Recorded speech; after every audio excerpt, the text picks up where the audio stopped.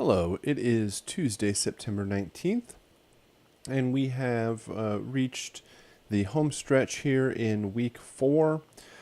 We are starting out our last week, and so we have one last round of assignments to discuss, and also our final round of peer review to start out with.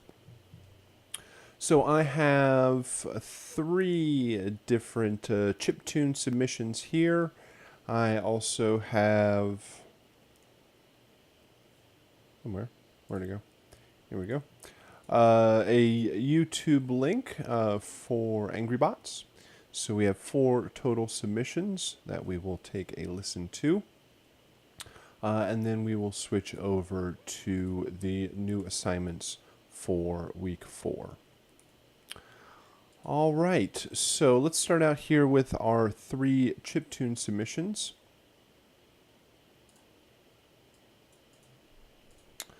And when we are listening to these, a couple of things that we are listening for. Number one, well, the main focus of this assignment is following the restrictions of the composition. This assignment ties into our discussion of the history of game audio, and to give you some sense of how audio for games or music for games was created at that time. We are going to restrict our composition to the limits of the original Nintendo system. So provided with this assignment was a logic session that had a couple of EXS24 sound banks that contained sampled waveforms from the original Nintendo and Famicom system. And this was kind of the 8-bit era of gaming consoles. And so the first restriction is to use this sound palette for your composition, and not to be using instruments or samples from another location. Then there were 4 main signal generators, waveform generators, in the original Nintendo. There was 2 pulse waves that were often used as lead and harmony, or melody and counter melody. There was a triangle wave that often was used for the bass line, and there was a noise channel that was percussion. So you, in this composition, were limited to 4 simultaneous sounds at any one time. There was also a requirement to switch the lead sound at some point, because the original Nintendo, while only being able to play 4 sounds at any one time, it could switch between those 4 sounds very, very quickly and end up sounding much more dense. So utilizing the sound palette, utilizing only 4 sounds simultaneously, there has to be a change in the melodic instrumentation at some point. There definitely needs to be a strong melodic idea through the cue or through the composition, and there also needs to be drums all the way through. I guess it doesn't need to be all the way through. It can have breaks and changes, certainly. So 4 layers. One of them has to be melody, one of them has to be drums. For the other 2, you could have a bass line and a harmonic synth. You could have melody, counter melody, bass line, drums. There's a couple of different ways to approach it.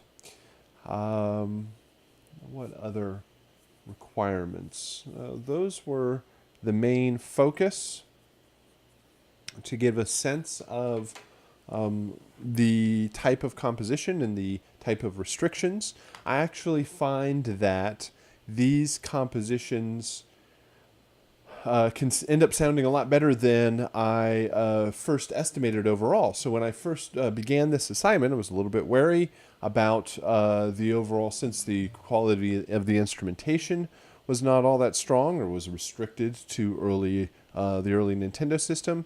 I thought that the compositions might lack appropriately. And what I actually found is that since you cannot rely on the quality of the sounds, the composition has to get better overall. So I end up getting stronger rhythmic changes and melodic changes and development through the cue. And so there's not as much bells and whistles that you can hide behind. So there's a lot more focus on where the direction of the composition. So let's go ahead and we're going to listen through each one of these, and we'll talk about them one at a time. Start with the first one here.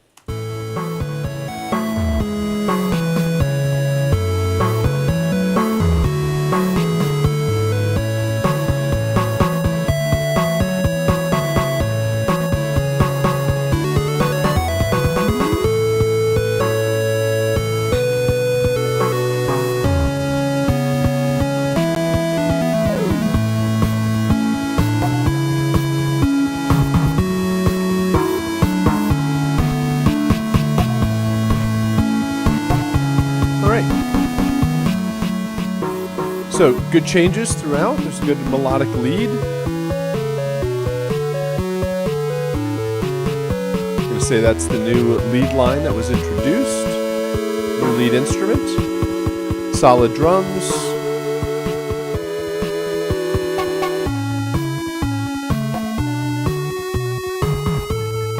So a good couple of changes every few bars.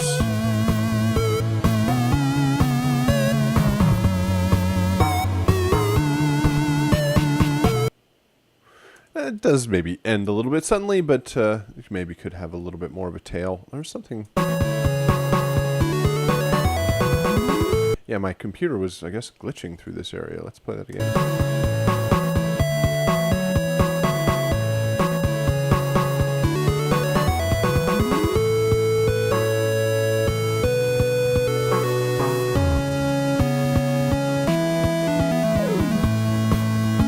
No, there's a real strong rhythmic change through there. Let's see. 1, 2, 3, 4, 3, 4,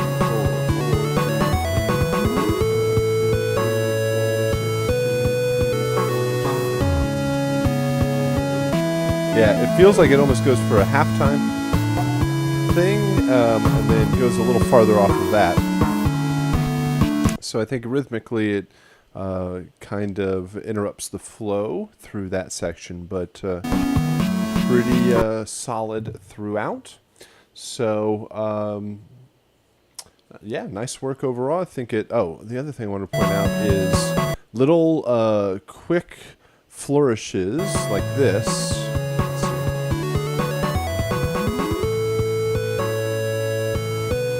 Since the rest of your melody is like quarter notes and half notes, having those quicker flourishes works well, especially in these types of compositions, since the quality of the instrumentation is not all that wonderful. Long sustained notes can get a little bit grating, and so faster movement overall can work well. All right, very good. I'd say the next one here, especially compared to the other ones, it has a lot of room for the volume to be brought up.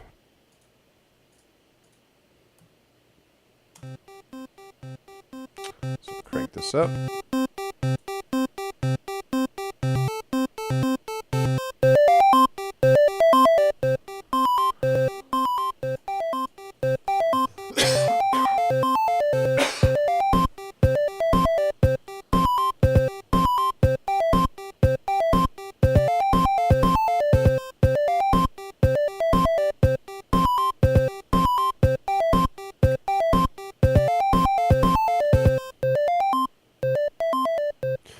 So there's a lot more movement over, certainly through here where the drums are. It gets a little slow. I mean, this part kind of works for the intro, but it gets a little slow through here and feels very much the same in the first half and second half. So we'd like to hear maybe some more changes through this part.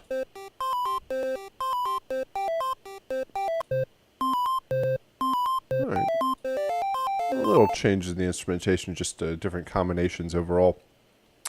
As a demo, I probably wouldn't build up like this. This having first instrument layer and the next instrument layer and then the drums come in, that works more for a song structure if there was some lyric over it, but as just a piece of music with, especially as a demo, I'll probably just start at the peak with the drums and start with strong energy. Typically, with this sort of shape, you could start out strong and then it can kind of go down a little bit and then build back up so that you have a little bit more, you kind of start out strong overall. Some of the like that lead line is, especially when it comes in here, it's quite a bit louder than the other line.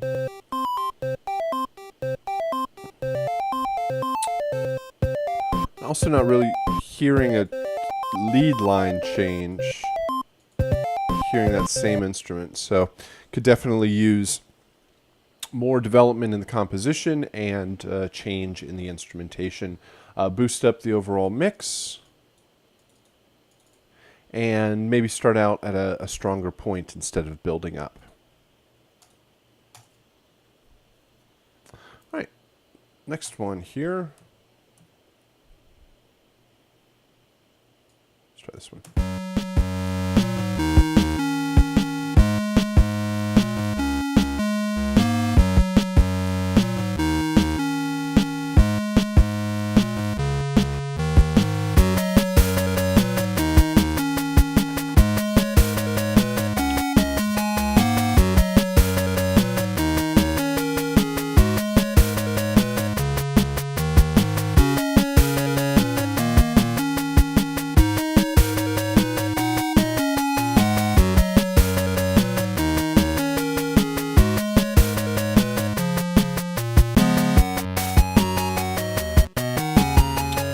Cool, nice rhythmic change.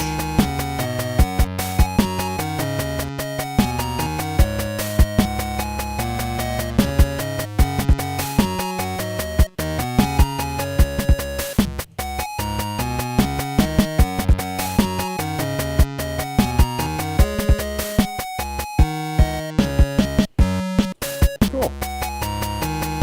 See how it ends without the loop there.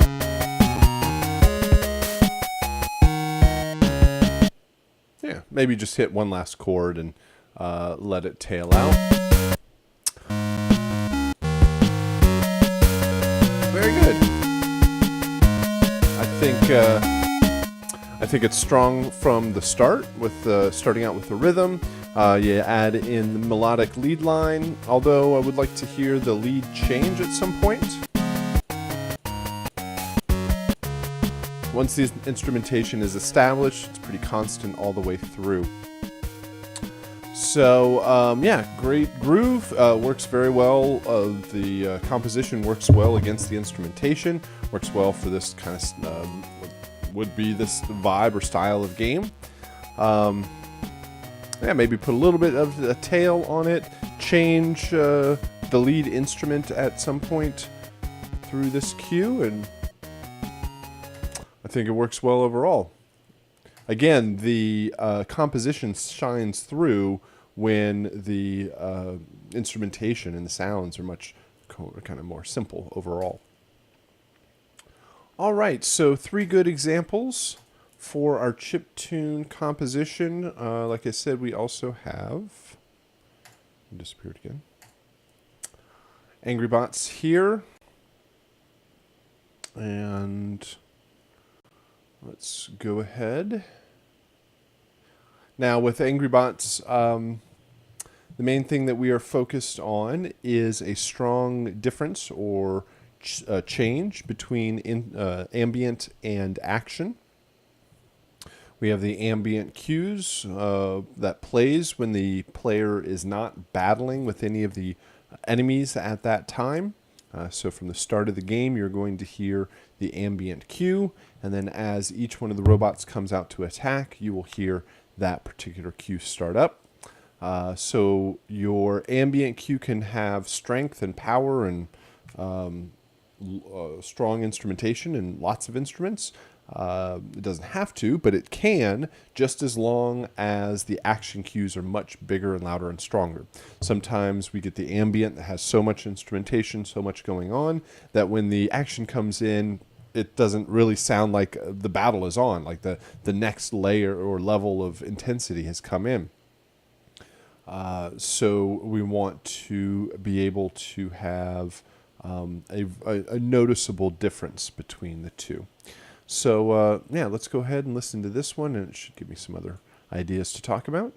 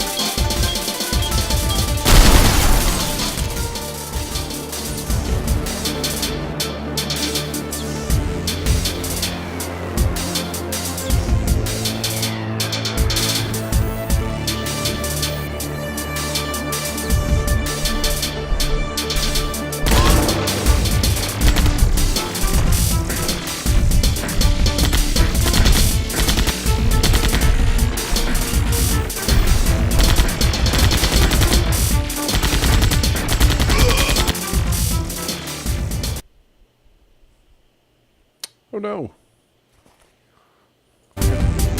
Defeated by the robot in the end. Okay. Overall, I think the instrumentation works well, like the overall feel and intensity and theme of it work well for the type of game.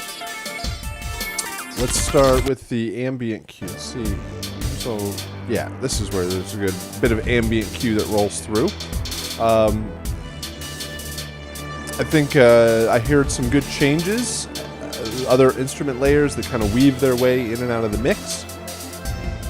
One thing that I typically warn against is an ambient cue that just kind of sits there and doesn't do much of anything.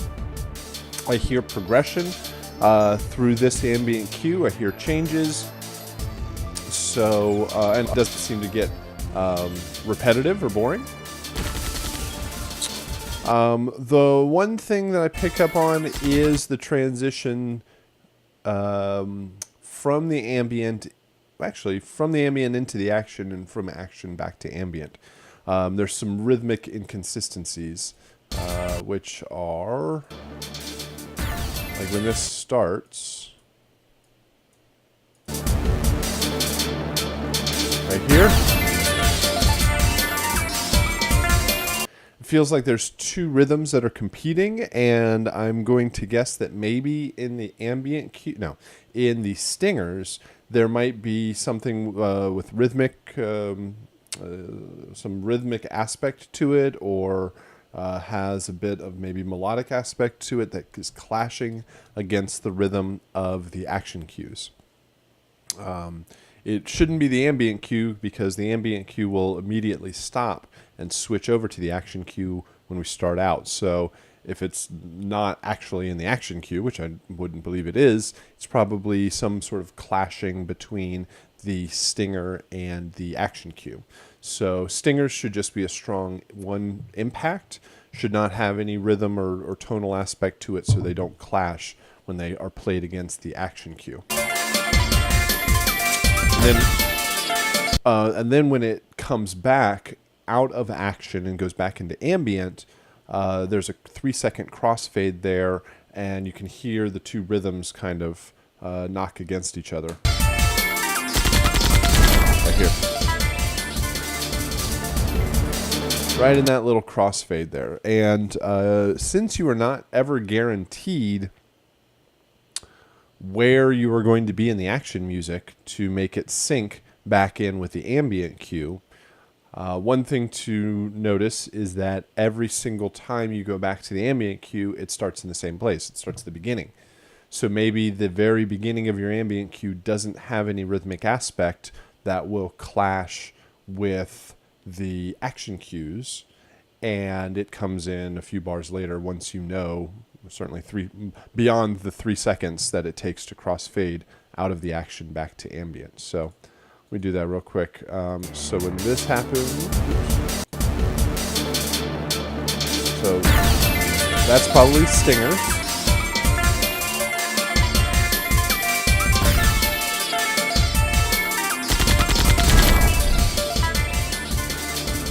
And that little rhythmic pickup is back into ambient. Let's do the spiders here.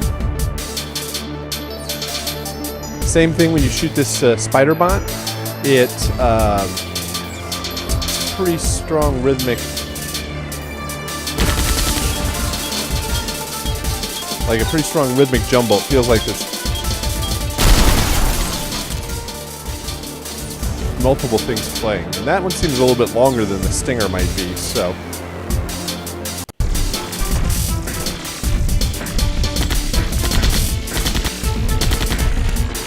So each robot has its own feel to it, own rhythmic sense to it, its own lead instrumentation. Watch out for the crossfades, watch out for the transitions. That's really where the challenge is, because while a particular cue is playing by itself, it's just how you want it to sound, but it's really how they transition from one to the next that works. So I think you've got some good elements working there.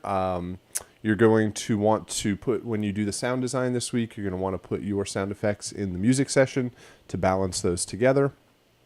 But yeah, you are definitely on the right track overall. So 3 chiptune projects and an Angry Bots project. Great things to check out. So let's go ahead and turn it over to the archive to discuss the last week 4 round of assignments. Thanks. I am going to do an overview of the new assignments that are coming up for week 4, which should feel quite comfortable because you've basically done a very similar process for your 2D platformer composition. So we'll just have to apply this more specifically to Angry Bots. So hopefully you've had the opportunity to go and download the projects or the assignments for week 4. And we'll start out with the other half of our Angry Bots project. Now that you have finished out the composition, we move into the sound design for this week. And it is very entertaining sound design, lots of fun stuff in there. It's all weapons and robots and explosions and lasers and missiles, all sorts of fun, kind of interesting sound design for this game. So the approach to doing the sound design is very similar for Angry Bots as it was for 2D platformer. There's less kind of silly sounds and fun sounds that you can just do with the microphone. It's a lot more designed overall, but still got some good stuff to look forward to. So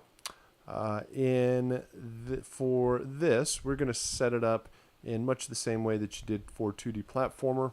I would suggest that you create a brand new session in Logic or your favorite DAW, and you are going to import all of the original sounds from the game. I'm going to create one new track here.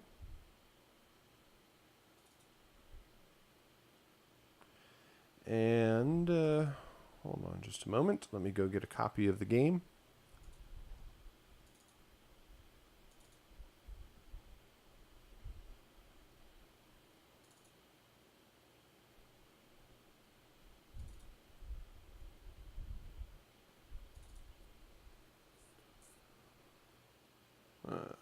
There we go.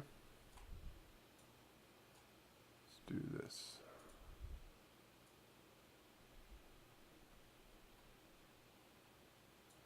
All right. Here is a copy of Angry Bots. And you've already navigated to find all of the sounds and put your own music into the game. But we'll do it like this. We'll go to Show Package Contents. And we'll get a folder called Contents.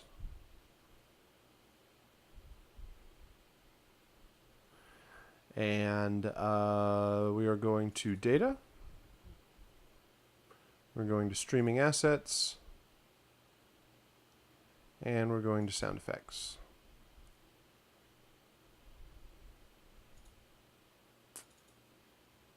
Yeah, I'll just pull these. I think I backed them up at some point. So here are all of the original sound effects. And if I go into, let me do this. Pull this over here. Oops. Move this out of the way. Bring Logic back up.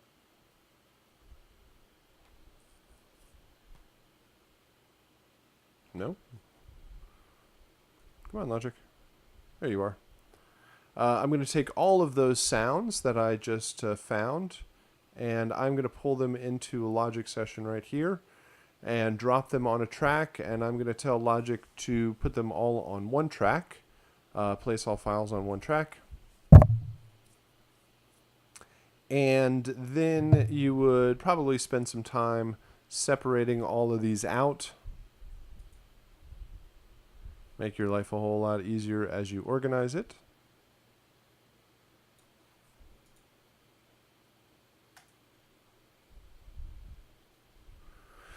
But then you would create a couple of tracks directly below.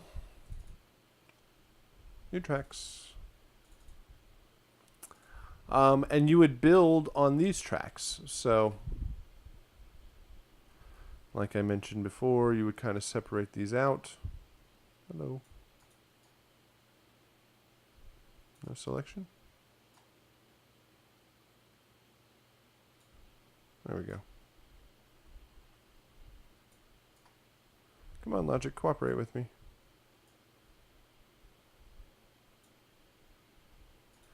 There we go. Just make some space in between each one of them so that you have some clear space to build everything and work with the session. I'm just going to switch over here and play the sounds. These are all of the sounds that you will create. There are a whole lot of explosions and doors in this game. So I would, you have access to the Westar library. You also have access to freesound.org. Those are good resources for sound effects, source sound effects to work on this project. And I would suggest that you go find a large group of sounds and bring them in and edit them all in one shot, as opposed to going one at a time. So I would go find, you know that you have quite a few explosion sounds. Flying buzzer, destroyed explosion, patrol mech, destroyed explosion, missile explosion. Figure out all of the certain types of explosion types of sounds that you need. Then go into the search engine and find the particular types of sound effects that you can use, a whole group of them, bring them back into Logic and edit them all down and create different versions for the different explosions that you might need. As opposed to saying, okay, we need an explosion, one sound, going out, finding the sound, bringing it back in, editing it, naming and bouncing it, then saying, oh, I need another explosion. Go back, find another explosion sound, bring it back in. It'll probably save you a couple of trips overall. Westar has been acting up, I guess, because of the traffic. Every once in a while, we run into a message that says maximum number of downloads has been exceeded or something like that. And it is typically reset after a couple of days, something to that effect. So if you are getting issues with Westar, there also is a new login and password that you can find. I think it was set up already when you did the looping assignment, but if not, it's in that the new password is in that assignment or it's on FSO. So anyway, you go out and you find your sounds. Let's go ahead and listen to all of these sounds and give a couple of suggestions on your overall approach to this. Let me make sure that everybody will be able to hear these and they won't be too loud, hopefully. Hold on. Let me check my levels.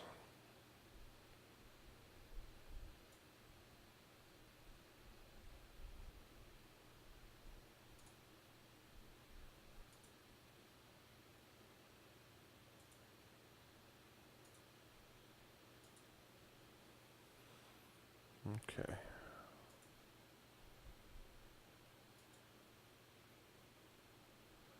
All right, no problem, Michael. Thank you.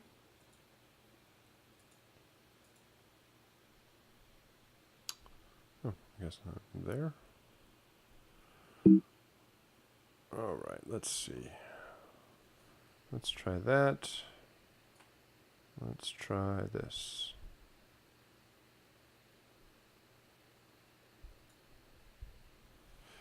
All right. So this is called airlock door close and then airlock door open.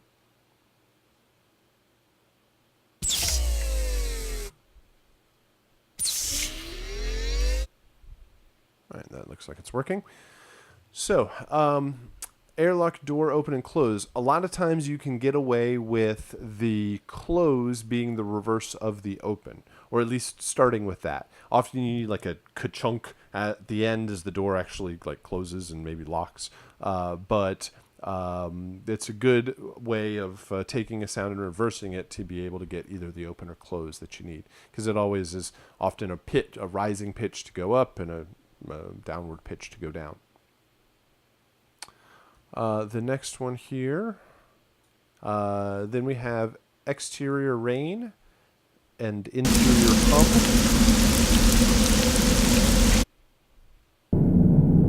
All right, these are pretty long samples.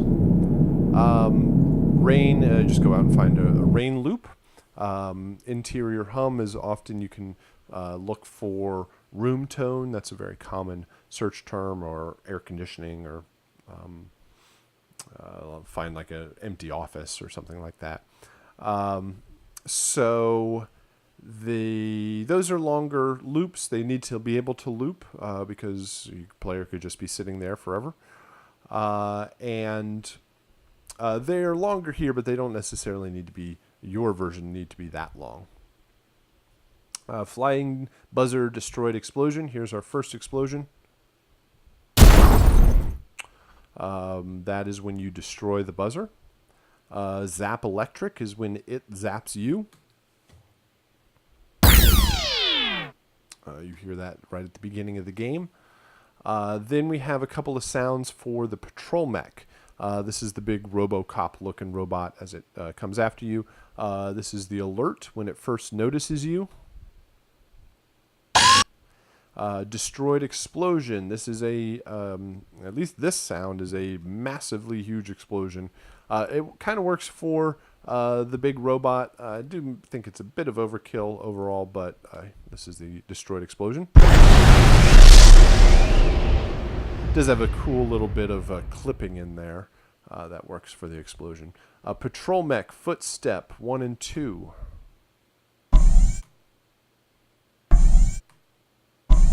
I think they cheat a little bit and they just put the same sound as for 1 and 2. You should probably have a little bit of difference between 1 and 2 so that you can hear like basic. It refers to like left foot, right foot as it goes back and forth. So maybe even just a little bit of pitch difference between the two will give you that variation. Missile explosion. This is when the big patrol mech shoots at you. No, that is sorry. When it sorry, that was, missile explosions when it hits a wall. Shoot missiles when it actually shoots it. So those are quite large missile sounds for the patrol mech attack. Enemy spider. This is the alert sound when it wakes up. Then we have, let's kind of move this out of the way. Destroyed explosion. That is when you destroy the enemy robot, the enemy spider. This is spider proximity. This is one very short beep. As the spider gets closer and closer to you, it beeps. The beep gets faster and faster. So by proximity, the closer you are, the faster it beeps. The game does all of that for you. You just have to provide one very short beep. If it's too long and it goes it beeps really fast in the game, then it stacks up and doesn't sound. It doesn't work too well. Enemy spider self-destruct when it's a bomb on legs. When it goes off, it has this sound. I think this is a pretty horrible explosion. It's not a very good sound for being an explosion, especially compared to the other explosions in the game. Interior door open and close. This is the close. This is the open. All of the doors in the game are all like futuristic Star Trek doors where they just walk up to them, they move automatically. So it's not. Sometimes I hear like somebody grabs doorknob and wooden door opens and closes. That's not what these doors are. These are like some sort of motorized version of that. It needs to like sliding doors. You can try servos and pneumatics, hydraulics, that kind of stuff, where you get a sort of motorized movement sound. Locked. The next one here is called locked door opening. Maybe.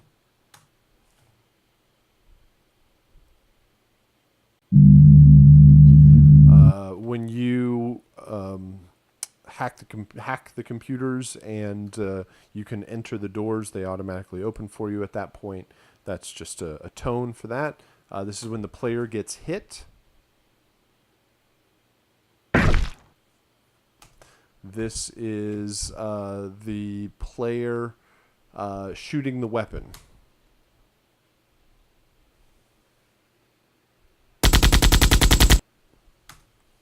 Now, something to point out with that weapon, and I'm going to look at the waveform over here.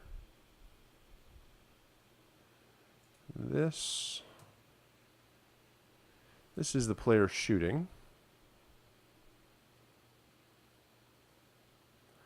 All right, so is this going to work here? Hello, fader. Okay, so that is the gunshot in the game. There are 12 shots. 1, 2, 3, 4, 5, 6, 7, 8, 9, 10, 11, 12. There are 12 bullet shots in this wave file, and your shot. It doesn't have to be a bullet. It could be a laser. It could be whatever kind of weapon you want it to be. But you should follow that waveform, because I think it's timed to the animation of the muzzle flash in the game. There's a little bit of a light effect that kind of flashes on and off, and you should be able to time the two together. So pay attention to how that sound is set up. The last one here is called terminal hacked. This is when you stand next to the computer in the game. It, again, quote unquote, hacks it. And here it's a very computery electronic sound. I've heard people do like a voice prompt. They can have it be a robotic voice, even almost like Siri or something like that. It just says terminal hacked. Or I've had people sound like typing on a keyboard, or again, more kind of computery electronic tone like that. Whatever you find that works the best. So all of these sounds are 16-bit 441K stereo files. You should, again, build all of your tracks and sounds in a single session on multiple tracks. Lay out all of the different wave files across the original ones across a track here. Of course, when you bounce, you will have this muted. These original sounds will never end up in your actual custom sound effects, but they're just there as a guide when you're building everything. So hopefully that gives you some good direction there for your sound design. Like I said, a total of 22 sound effects. Most of it is doors and explosions and kind of weapon or robot sounds. So kind of find them in groups. Then you have the composition description. You've already done this. It's very similar from 2D platformer. Basically gives you the means to submit everything for your from your composition. The submitting your video, submitting your information about the composition itself. So make sure you have a good amount of time to finish that out after you've completed your composition. And then the final game captures. You will be capturing a video from Angry Bots, and you will also post up your 2D platformer submissions. So for those that participated in the peer review and feedback, everybody had an opportunity to check out your submissions because you posted them up there, posted up your YouTube links. But we haven't been able to see everybody's. You haven't been able to see everybody's final work. So once you have completed Angry Bots, you will also take your YouTube link from the 2D platformer composition, post them up there. Please double and triple check that all of your links are public, so that not only everybody else can check it out, but we can also check it out for grading. Then post up and make comments and constructive criticism and critiques and discussion, and give a thumbs up and a good job to everybody for the month. And yeah, it just gives everybody the opportunity to check out everybody else's work. So again, you've already done a pass at a composition description. You've already done a game capture with 2D platformer. So you've worked on those types of projects. It's just getting all of the final material together for Angry Bots and putting it into some form that you can show off the work that you have done. So that's everything that we needed to discuss for week 4. Again, please ask any questions that you might have. Message us with any questions or issues or anything from the projects or grades or anything that you need to discuss as we wrap up the month. A good question here in the chat. So do we upload the original videos for 2D platformer? You should upload the best videos that you have for 2D platformer. And I hope that you take any feedback and make updates and changes. And if you have done anything to 2D platformer, create another video for it. But if the original one is the only one that you have, and that's the one that you want to show off, then you can post that one up certainly as well.